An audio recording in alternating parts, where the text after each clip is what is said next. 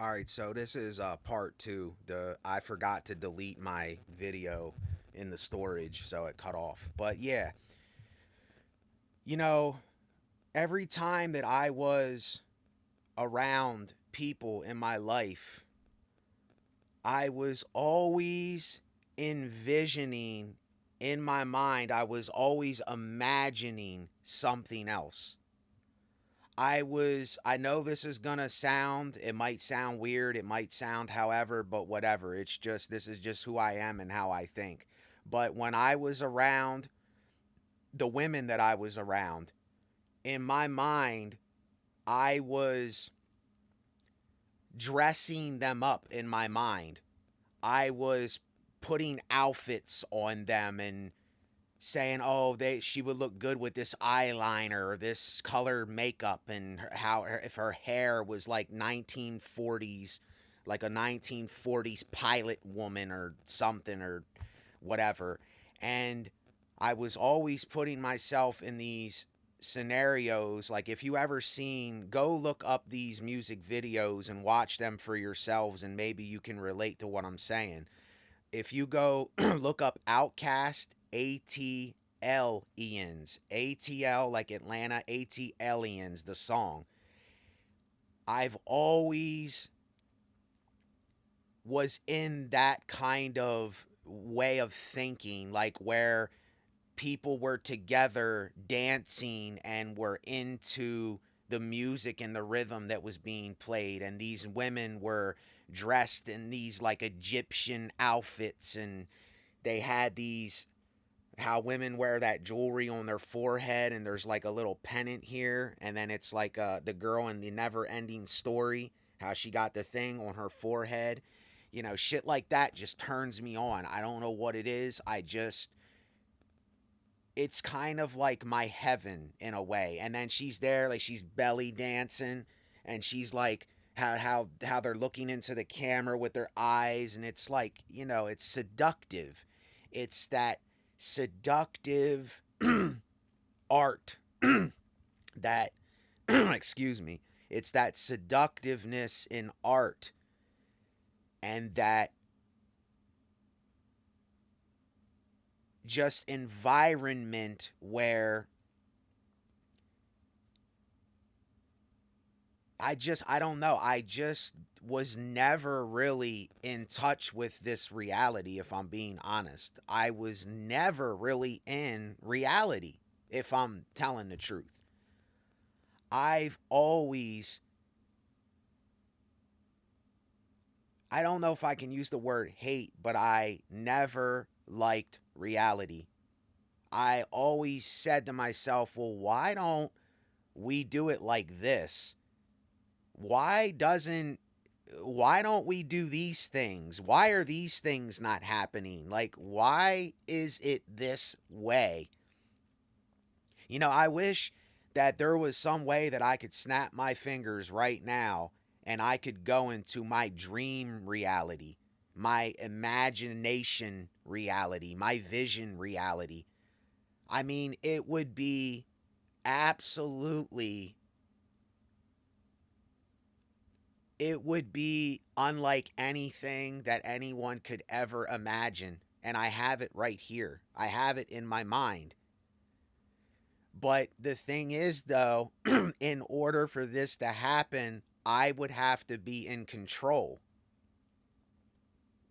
And how we speak today, excuse me, let me take a sip of this real quick.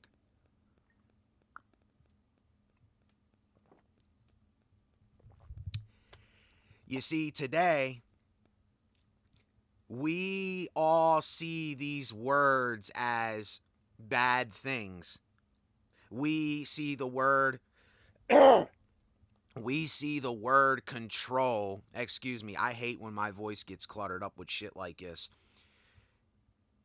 We see control as a bad thing because other men have used control for a bad thing.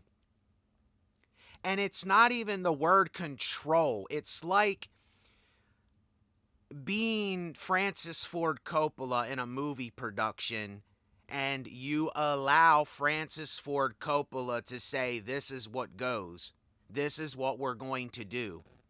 This is how I want this scene to play out. Or I want you to wear this thing. I want you to do this and this. And it's for, see, people don't understand. It's actually for the glorification of each person, their own part to play in that. And I've always said to myself, how is this even possible on Earth? Is it even possible? Is it even possible to do this? Is it even possible? I think that it can be possible, but in order to have anything like that ever happen, you see, it's this strange thing that goes on with me. Those are times that I would like to have. And then when that is not doing what it's doing, then I am like, okay, now I'm going to go be left alone. I have to go into my monastery or my room or my temple, my little sacred place, and I have to be left alone, and I have to be in silence, and I have to do kind of the opposite thing of that.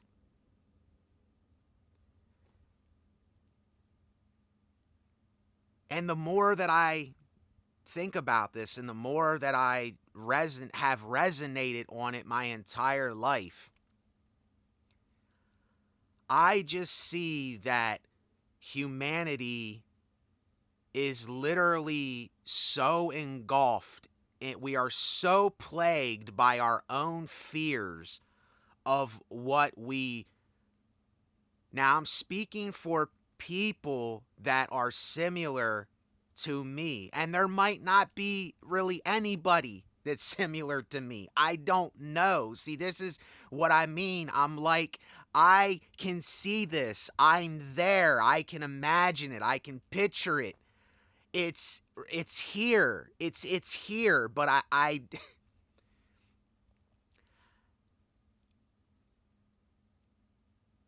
don't want to say I don't know how to make any of those things happen or whatever, but it isn't something that I want to force myself to do either. And it's so hard to explain this to minds that do not think this way, the way that I think. Like, there should be a way where we can intermingle our work, our art, our sexuality, our everything. Everything that makes us this and this. There should be a way that we can intermingle those things in life. But I ask myself, is there really a way to do that? And I get emotional about it because it's like I'm not here. I'm not really here. I'm somewhere else all the time. I am a dreamer, but I am also a pessimist in many ways. You see, I am the ultimate contradiction, and it's like there is a time where I love to shine and I love to see women in their glory and them just being what they are and being and their beauty and just all of that stuff that I just talked about. And it's much more than that. Like, I can't, that's what I mean. Words cannot do what I imagine in my mind. They just can't do that. And it's like I just feel so stuck in this reality because I've always envisioned another life. I've always thought about, well, why are we living like this? Why are we not living like this? Why are we doing this all the time? Why don't we do this thing? Now, everyone out there is going to interpret it different. You're going to have your own thought in your own mind. You're not going to have the thought that I have. It might be similar, but it's not going to be the same exact thing. And what I would really like to think and imagine for myself is that this life, if it's anything, I don't know, this is just what I would like to believe for myself, is that this is a preparation for my imaginatory eternalness, or my like whatever I imagine something to be. When I die, that's where I'm gonna go. I'm gonna go to that place, because this reality right now, what I'm seeing, what I'm hearing, what I'm witnessing, the only place that I can find something of what I am truly looking for. Now, I'm not going to explain why I'm saying this. My motives and intentions are in the right place, but the only way that I can really put this is to, the only thing that comes close to what I'm talking about, unfortunately, is kind of like culty things, like a cultish way of living. Now, when you use that word, most people automatically will, their minds will say, oh, that's bad. Jim Jones, Charles Manson, David Koresh and stuff. And, I've watched documentaries on these things, and what happened with David Koresh was wrong. That should not have happened to them people. They were intruded upon. They came on their property. They started the shit, and they caused that shit. The government caused that shit to happen. Now, I'm not saying anyone is innocent. David Koresh was not innocent. None of us are innocent. We are all guilty in some way, but what I'm saying is they added fuel on the fire by going there. If they would have never went to that place, that would have never happened. And I'm sorry, but I have to use this to describe what I'm going for to describe. I envision a place where I own the property, I own the land, and to start building my own thing, and to incorporate, if you were alive in the late 80s, 90s, and early 2000s, when there was music videos of men and women together and they were dancing together, they were in these scenes, like these night scenes. And yet again, go watch the video, go watch this, go look up Outkast ATLiens song, and go watch Cisco Thong Song, and watch at the end where they are together on the beach and they're dancing, and there is this feeling of sexual togetherness. There is this feeling of seduction in the air, but it's a good seduction. It's not bad seduction. It's a good seduction where everyone is together, and there's a part where it transforms into them being into the night, and there's neon lights, and it changes. The whole melody changes, the tune and the structure of the song changes, and it just goes into this glorious moment where Cisco is on stage.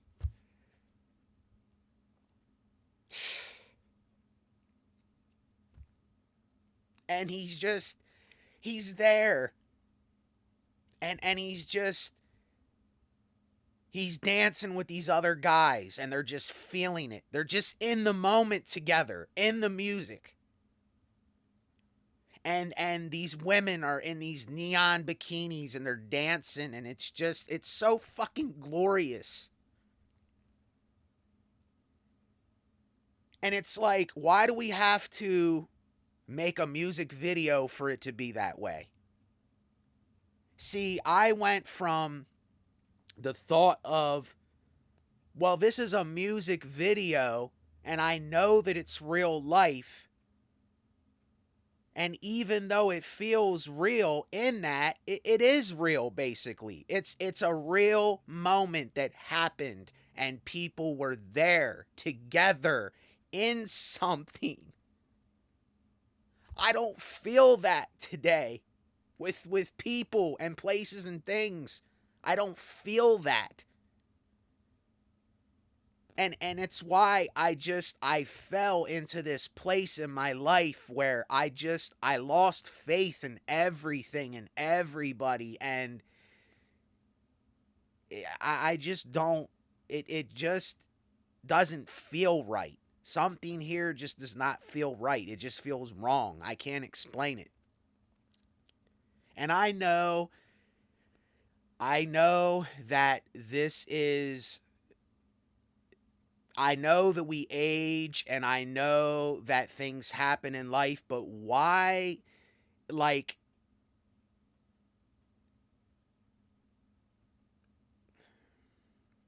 if people don't think like this, then I don't really know what to say to those people. I don't really have anything that I can really do. It's just this thing where,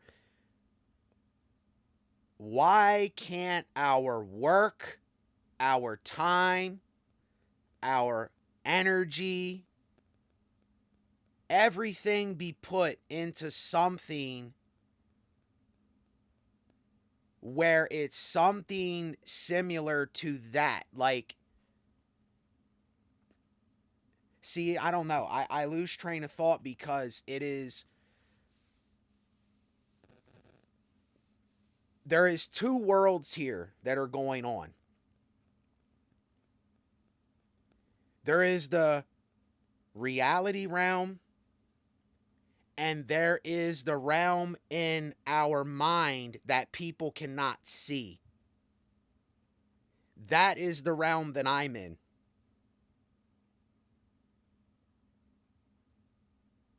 I'm in this realm now. I'm in this realm. I am in. If this has ever meant anything, what the ancient people have described as, third eye or transcending or whatever, I have been in that place for a very long time. And my whole life, even when I was in that place, people knew that there was something going on in me that they couldn't describe.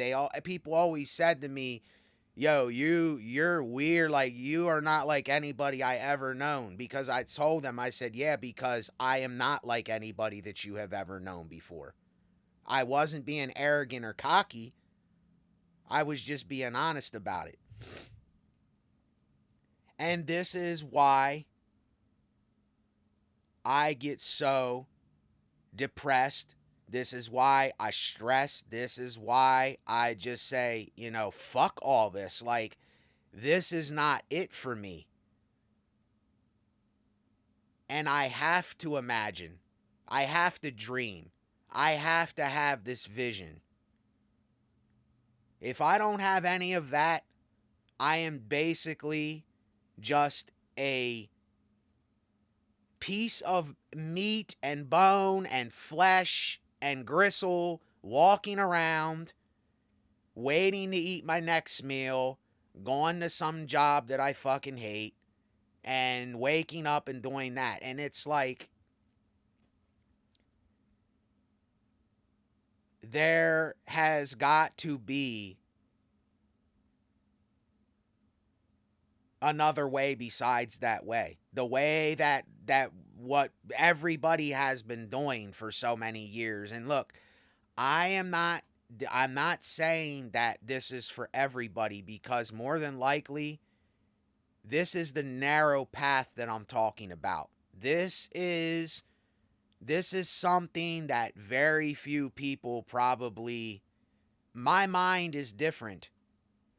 I'm the same as people in a lot of ways. I am the same as them for the fact that, yes, I have to eat something to survive. I have to drink water to live. I have to have shelter. If I'm in the elements, of course, I'll perish like anybody else. But my spirit and my very essence and the way that I always thought that life should be, it just never was that way. And I mean, I could get so much deeper. It's so much deeper than me describing music videos and the scenery and the people being there in something. To me, that is what glory represents. Glory represents when there is a oneness amongst people where we're doing something that we enjoy, we're doing something that we love, we're doing something that is glorious, and we're all doing it together as one entity, but we are different people doing it. It's me here doing my thing in my bubble. Someone's here doing their thing in their bubble. It's like this is beyond socialism. This is beyond the normality of what it is that we are in this fear bubble of thinking and living, and how we been doing what we've been doing, because whether we want to admit it or not, we are like a computer. We are like a floppy disk. We get programmed and conditioned and indoctrinated, and we get these things. It happens to all of us. Our mind absorbs things, and we watch people do things when we're younger, and we imitate and we follow, and we say, oh, well, I want to be like this person, or I want to do this thing. Yes, but this transcends all of that stuff. This is something that the person is not worried about. It's like, even though you care for the person that you're around, at the same time you don't care. It's like this.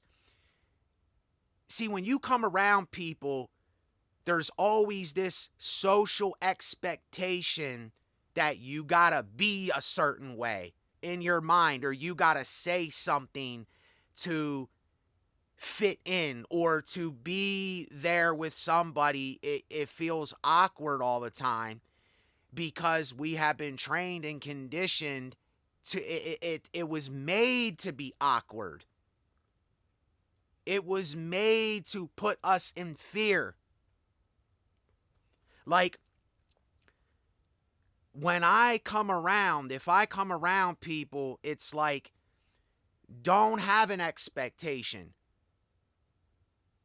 Just act like we've been together for a million years and nothing has changed. Just because we went to sleep and woke up, nothing has changed. You don't have to have the expectation that you got to say something to try to prove to me something. You don't have to prove a goddamn thing to me. There's nothing to prove to me. And I have nothing to prove to you as a person. And this is where something has happened to me later in my life, where I cannot be around this kind of mind state. I literally cannot. I am incapable of being in relationships and coexisting with people.